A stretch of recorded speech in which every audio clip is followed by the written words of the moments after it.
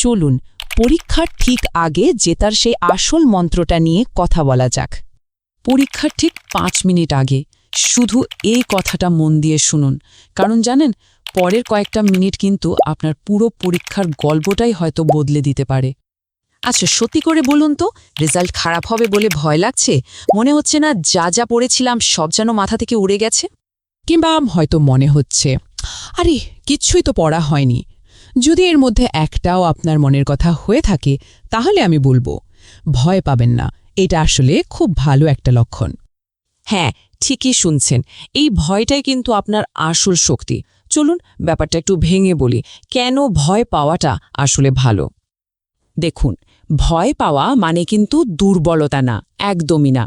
ভয় পাওয়ার একটাই মানে হয়, আর সেটা হলো আপনি এই পরীক্ষাটা নিয়ে সিরিয়াস। আর এখন কাজ হলো এই ভয়টাকে সোজা জেদে বদলে ফেলা। একটা কথা সবসময় মনে রাখবেন, স্বপ্ন তো তারই থাকে যার মনে ভয় থাকে।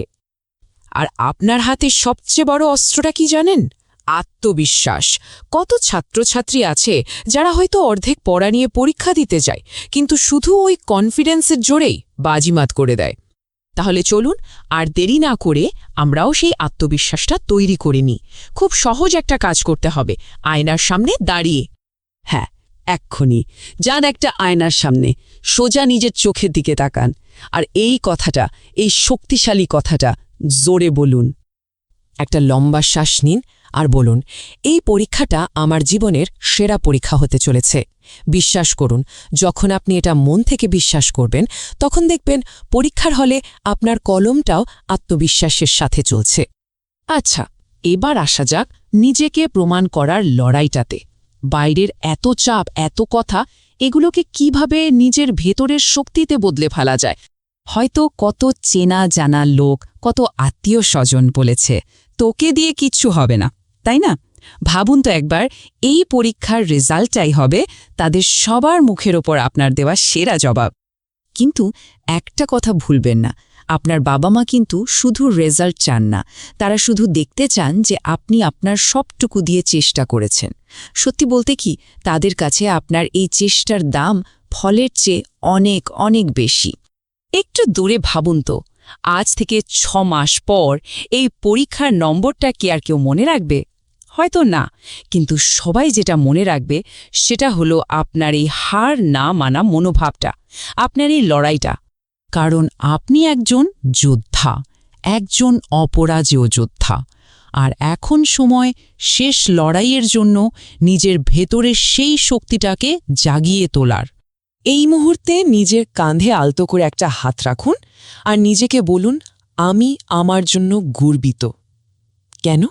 কারণ আপনি হাল ছেড়ে দেননি, শেষ মুহূর্ত পর্যন্ত লড়েছেন, চেষ্টা করেছেন। এর চেয়ে বড় আর কি হতে পারে? জোরে বলুন, আমি একজন যোদ্ধা। আর একজন যোদ্ধার ধর্ম কি? যোদ্ধা কখনো হাল ছাড়ে না, শেষ সেকেন্ড পর্যন্ত লড়ে যায়। পরীক্ষার হলে কোনো প্রশ্ন কঠিন লাগলে ওটা নিয়ে বসে থাকবেন না, পরেরটাই চলে যান। সময় থাকলে শেষে আবার ফিরে আসবেন। মূল কথা হলো পরীক্ষার শেষ মিনিট পর্যন্ত আপনার কলমটা যেন না থামে।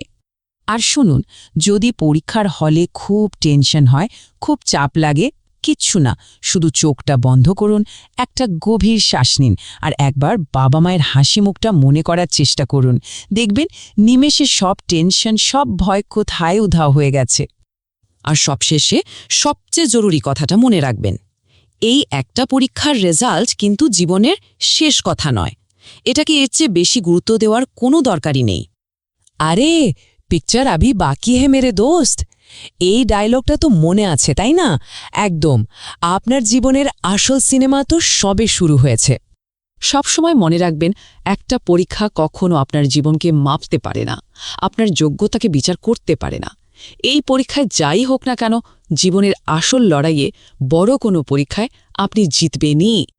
যদি সত্যি মন থেকে বিশ্বাস করেন যে আপনি একজন যোদ্ধা, তাহলে আর দেরি কেন? এখনই কমেন্ট বক্সে গিয়ে জানান দিন। লিখুন, আমি একজন যোদ্ধা। দেখবেন আপনার এই একটা ঘোষণাই আপনার ভেতরের বিশ্বাসটাকে আরও কত গুণ বাড়িয়ে দেয়। আচ্ছা, আপনার এমন কোনো বন্ধু আছে যার এই মুহূর্তে এই কথাগুলো খুব দরকার? থাকলে তার সাথে অবশ্যই শেয়ার করুন। আপনার পরীক্ষার জন্য রইল অনেক অনেক শুভকামনা। ভয় পাবেন না, আপনি পারবেন।